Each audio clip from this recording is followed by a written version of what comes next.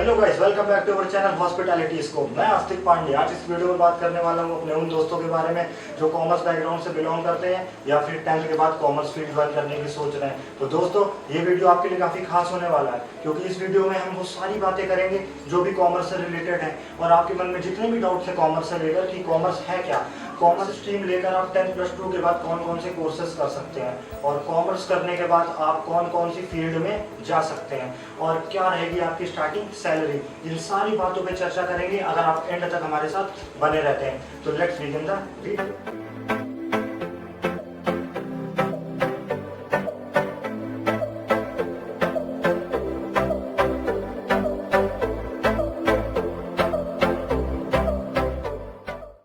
दोस्तों, जैसा मैंने आपसे कहा था, ये वीडियो आपके लिए काफ़ी खास होने वाला है क्योंकि इस वीडियो में मैं अकेला नहीं हूँ। मेरे साथ मौजूद हैं टर्निंग पॉइंट कोचिंग क्लासेस के मैनेजिंग डायरेक्टर मिस्टर अनुज गुप्ता सर। तो मैं चाहता हूँ कि सर सबसे पहले आप अपना इंट्रोडक्शन दें हमारे दर्शकों को। माई सेल्फ अनुज कुमार गुप्ता और हम एक क्लासेस चलाते हैं कॉमर्स स्टूडेंट्स के लिए, टर्निंग पॉइंट क्लासेस के नाम से। आज हम यहाँ पर इसलिए आए हैं कि कॉमर्स स्टूडेंट्स के साथ होने वाली सभी तरीके की प्रॉब्लम्स को हम यहाँ पर सॉल्व करेंगे।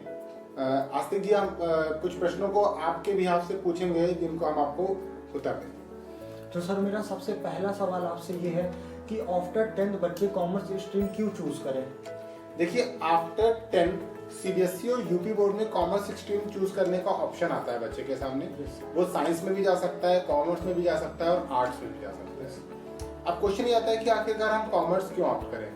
हमने देखा है बच्चों के साथ बहुत सारी बातें की हैं, तो अक्सर ये पता चलता है कि बच्चे जो कमजोर होते हैं वो सोचते हैं कि हम साइंस चला नहीं पाएंगे, मैथ्स में वीक होते हैं, तो वो कॉमर्स स्ट्रीम में आ जाते हैं। आप कभी भी किसी बच्चे से पूछिए भाई कॉमर्स क्यों ले लिया, तो अमूमन वो यही आंसर देता है। लेकिन मेरा आंसर ये नहीं है। कॉमर्स स्टूडेंट, अगर आपने कॉमर्स ऑप्ट करी है, चाहे मजबूरी में की हो या अपनी स्वेच्छा से की हो, अपनी मर्जी से की हो, लेकिन आप ये सोचते हैं कि अगर हमने मजबूरी से की है और इसके आगे कोई स्कोप नहीं है, तो ऐसा बिल्कुल नहीं है। कॉमर्स स्ट्रीम में बहुत सारे स्कोप हैं, आप आगे चल के बहुत कुछ कर सकते हैं और एक बहुत ही हैंडसम करियर अपना बना सकते हैं कॉमर्स में। अच्छा सर, जैसा आपने कहा अगर बच्चा कॉमर्स स्ट्रीम चूज कर लेता है तो फिर उसको क्या सिखाया जाएगा, उसमें किस चीज की नॉलेज दी जाती है कॉमर्स में उसको? ये भी बहुत जेन्युइन क्वेश्चन है। ऐसा होता है कि 10+2 के बाद, मैंने भी आपको बताया 10+2 के बाद तो बहुत सारी चीजें हैं। पहले ये देखेंगे कि 10th के बाद कॉमर्स में क्या क्या पढ़ाया जाता है।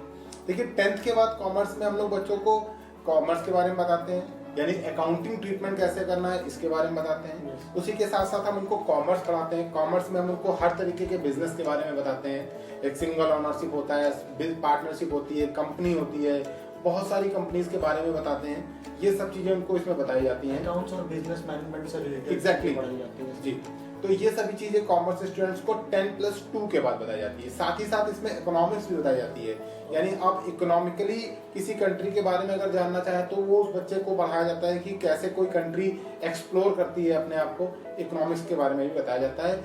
ये सभी चीजें बच्चे को 10th के बाद 10+2 तक पढ़ाई जाती है। तो सर, जैसा भी हमने 10+2 की बात करी है, तो मैंने कई लोगों को देखा है जो 10+2 के बाद काफ़ी कंफ्यूज रहते हैं वो अपने ग्रेजुएशन कोर्स को चूज करने के लिए। तो ऐसा क्यों होता है सर उनके साथ? ऐसे BBA, BCom, BCA में ये सब करने में उनको इतना कंफ्यूजन क्यों रहता है? ठीक, देखिए ऐसा होता है, मैंने अभी आपसे थोड़ी देर पहले बताया कि 10th के बाद बच्चा कॉमर्स में कभी कभी इसलिए जाता है क्योंकि उसको साइंस कैरी नहीं कर पाता है। तो अब जब वो कैरी नहीं कर पा रहा था, उसने बेमन कॉमर्स ली। अब कॉमर्स में उसने 10+2 कर लिया, तो अब उसके बाद ऑब्वियस सी बात है कि उसके सामने कंफ्यूजन क्रिएट रहेगा कि 10+2 के बाद क्या करें। कंफ्यूजन क्रिएट होने का सबसे बड़ा रीजन ये होता है कि उसको अपने ऑब्जेक्ट ही नहीं क्लियर होते हैं। सबसे बड़ी प्रॉब्लम होती है क्लैरिटी की। अगर उसको अपने ऑब्जेक्ट क्लियर हो कि हमें ये करना है, हमें ये नहीं करना है कि हमारा फ्रेंड क्या कर रहा है या हमारे रिलेटिव्स क्या कह रहे हैं कि तुम ये करो, ऐसा करो, ऐसा करो, नहीं, ऐसा कुछ नहीं। आप अपने ऑब्जेक्ट को क्लियर करिए, क्लैरिटी लाइए अपने ऑब्जेक्ट में और आप सक्सेस हो जाएंगे। 10+2 के बाद अगर आप अपने ऑब्जेक्ट को क्लियर कर लेते हैं तो आप बहुत जल्दी एक हैंडसम कैरियर ऑप्ट कर सकते हैं। तो अभी सर, जैसे आपने बात की क्लैरिटी की, तो आपका इस जवाब सुन के उन लोगों की क्लैरिटी तो उन लोगों को मिल गई होगी काफ़ी ज़्यादा।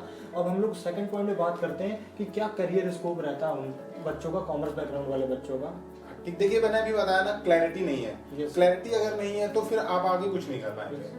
क्लैरिटी के पॉइंट ऑफ व्यू से अगर हम देखें तो कुछ चीज़ों को हम बहुत ब्रॉड वे में क्लियर समझ सकते हैं। जैसे अगर आप बहुत ही ब्राइट स्टूडेंट हैं, और आपने मन से कॉमर्स ली थी तो आप आगे चल के CA या CS को कर सकते हैं, ICWA कर सकते हैं। ठीक, अगर आप एवरेज स्टूडेंट हैं तो आप BBA कर सकते हैं, BCA कर सकते हैं और उसके बाद पोस्ट ग्रेजुएशन में MBA कर सकते हैं। इसके साथ साथ आप नॉन टेक्निकल में भी बहुत सारे कोर्सेज होते हैं, जैसे होटल मैनेजमेंट हो गया, ऑफिस मैनेजमेंट हो गया, मास काम हो गया, एनिमेशन हो गया, इन सब में भी जा सकते हैं। टैली के कोर्सेज भी कर सकते हैं, कॉमर्स स्टूडेंट टैली के कोर्सेज भी करते हैं। तो 10+2 के बाद हमारे पास बहुत सारे ऑप्शन होते हैं। आप CCC का कंप्यूटर कोर्स भी कर सकते हैं, इसके साथ साथ डिजाइनिंग का कोर्स कर सकते हैं, एंकरिंग का कोर्स कर सकते हैं। बहुत सारे जॉब्स होते हैं हमारे पास 10+2 के बाद। तो मतलब कॉमर्स बैकग्राउंड के बाद बच्चा काफी सारे सेक्टर्स को ज्वाइन कर सकता है। यस, एग्जैक्टली कर सकता है। हाँ, प्राइवेट सेक्टर में भी मैंने आपको प्राइवेट के बारे में ही बताया।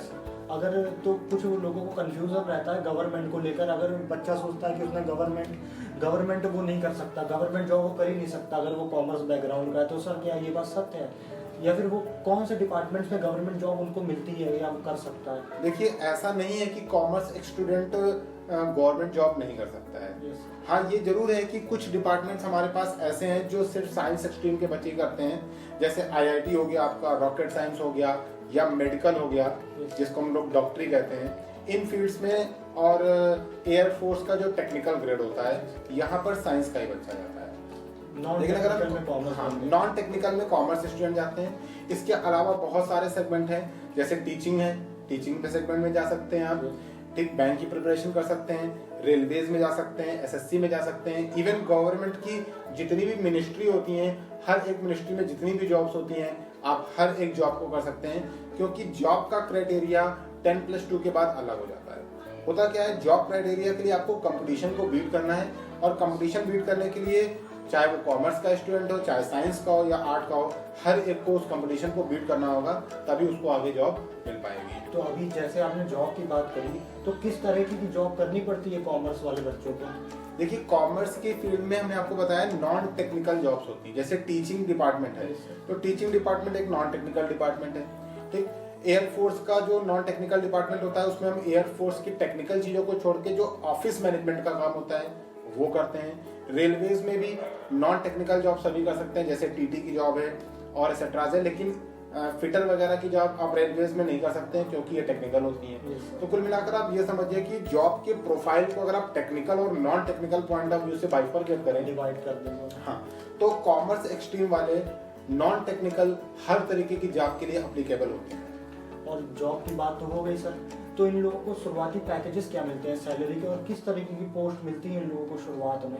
देखिए, गवर्नमेंट जॉब में अगर आप जाते हैं तो उनका अपना एक वेतन का बैंड होता है, वो हर एक के लिए सेम होता है, चाहे वो कॉमर्स का हो या साइंस का हो। लेकिन अगर हम प्राइवेट सेक्टर में जाते हैं और वहां पर हम सैलरी की बात करें, तो यहाँ पर सैलरी जो है वो आपके इनोवेशन पर डिपेंड करती है। बहुत से ऐसे लोग होते हैं जो पूरी होल लाइफ सेल्स एजेंट बने रहते हैं और सिर्फ सेल्स एजेंट ही बनकर रह जाते हैं। कुछ ऐसे स्टूडेंट होते हैं जो सेल्स एजेंट से शुरू करते हैं, लेकिन बढ़ते बढ़ते हो सकता है वो बोर्ड ऑफ डायरेक्टर्स की मीटिंग का एक हिस्सा बन जाए। तो this all depends on your innovation. ये सब आपके इनोवेशन पर डिपेंड करता है, आपके स्किल पर डिपेंड करता है, आपकी क्रिएटिविटी पर डिपेंड करता है, और साथ ही साथ अपॉर्चुनिटी ग्रैब करने की क्या पोटेंशियल है इस पर डिपेंड करता है। जॉब आपको मिल जाएगी, एक अच्छा MBA होल्डर 10 से 12 लाख रुपए साल भी कमा सकता है और 3 से 4 लाख रुपए साल भी कमा सकता है। तो ये सब कुछ आपकी क्रिएटिविटी पर डिपेंड करता है। और मुझे लगता है मेरे सारे व्यूवर्स की सारा कंफ्यूजन दूर हो गया होगा, और मैं शुक्रिया का भी बोलना चाहता हूँ उन्हें सर को कि वो हमारे साथ जुड़े और हमारे साथ मिलकर ये वीडियो बनाया और आप लोगों के सारे डाउट क्लियर्स करें। अगर आपको अभी भी कोई प्रॉब्लम है तो हमको कमेंट बॉक्स में बताएं, अगली वीडियो में हम उसका भी जवाब आपको देंगे। तो दोस्तों, आपको वीडियो अच्छा लगा हो तो लाइक करें, सब्सक्राइब करें और अपने उन दोस्तों को शेयर करें जिनको इन वीडियोज़ की सबसे ज़्यादा ज़रूरत हो। तो धन्यवाद दोस्तों, मिलते हैं अगले वीडियो में। जय हिंद।